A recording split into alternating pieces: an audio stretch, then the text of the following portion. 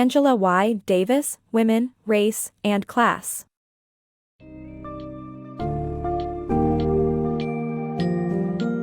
Embark on a profound journey through history as a woman, race, and class by Angela Y.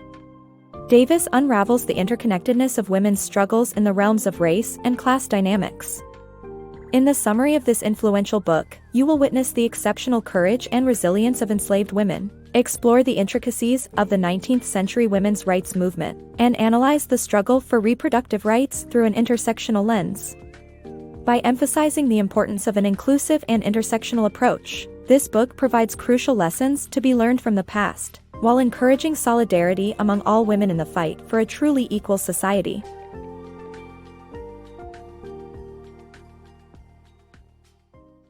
Women's fight against oppression. In the 1800s, women were expected to be nurturing and fragile mothers, but enslaved women experienced two additional oppressions on account of their sex. First, they were exploited for their reproductive capacity as breeders and were not exempt from fieldwork, even when pregnant or nursing. Second, they suffered from constant sexual coercion and rape. However, these women fought for their autonomy and equality, often displaying more passion than their male counterparts. Besides sharing domestic duties and equality in their private lives, they developed new standards of womanhood emphasizing self-reliance and sexual equality, setting them apart from other women of their time.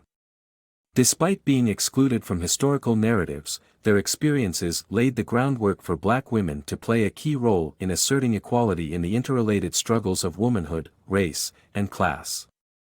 The strength and struggles of enslaved women. At the start of the 19th century, women were largely seen as mothers whose role was to be nurturing and gentle. However, enslaved women faced additional oppressions on account of their sex. They were exploited for their reproductive capacity and endured sexual coercion. Nevertheless, enslaved women were anything but weak, as they fought for their autonomy and equality with fierce tenacity. They developed new standards of womanhood that emphasized self-reliance and sexual equality, laying the groundwork for Black women to play a key role in the interrelated struggles of womanhood, race, and class. Ain't I a Woman?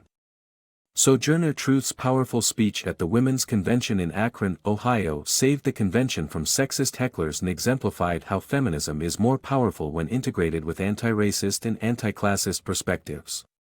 However, as the century progressed, mainstream feminists repeatedly failed to integrate women's rights with anti-racist and anti-classist struggles. The suffrage movement became a thoroughly white, middle-class endeavor by the turn of the century, with privileged white women's interests soaring above all other marginalized groups. Reproductive rights and the intersectional approach. The failure of early feminist leaders to embrace intersectionality while advocating for reproductive rights led to a racist mandate for population control which still affects women today. The right to birth control benefits all women, but decades before Roe v. Wade, the mortality rate was higher among Black and Puerto Rican women due to illegal abortions. The abortion rights campaign couldn't unite women of different social backgrounds because it failed to attract substantial numbers of women of color. Angela Davis argues that the early feminist leaders failed to incorporate intersectionality during the campaigns for reproductive rights, emphasizing birth control as a means of acquiring education and better careers, which excluded Black and working-class women.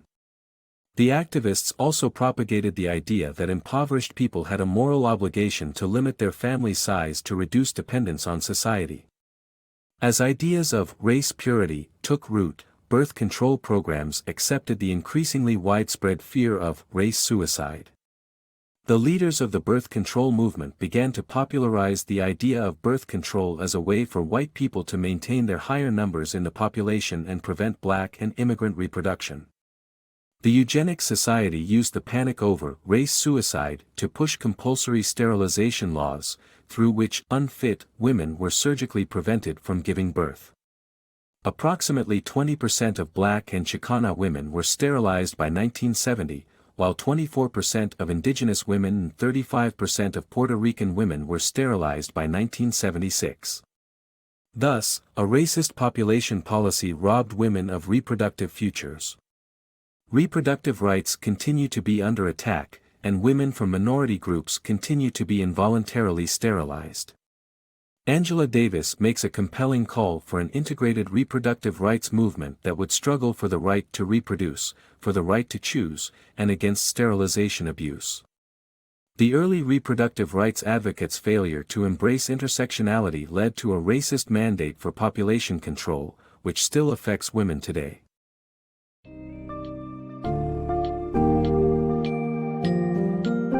Angela Y. Davis's Women, Race, and Class sheds light on the vital areas where the women's rights movement historically faltered due to a lack of intersectionality in its focus and actions. With notable examples like the suffrage movement's exclusion of Black and working-class women, and the failure of reproductive rights campaigns to involve women of color, the book powerfully demonstrates the need for a cohesive, inclusive, and egalitarian approach to women's activism. As we reflect on history's oversights and their implications, it is essential to understand and acknowledge the interconnected struggles of all women and strive for a united, comprehensive movement that transcends race, class, and boundaries.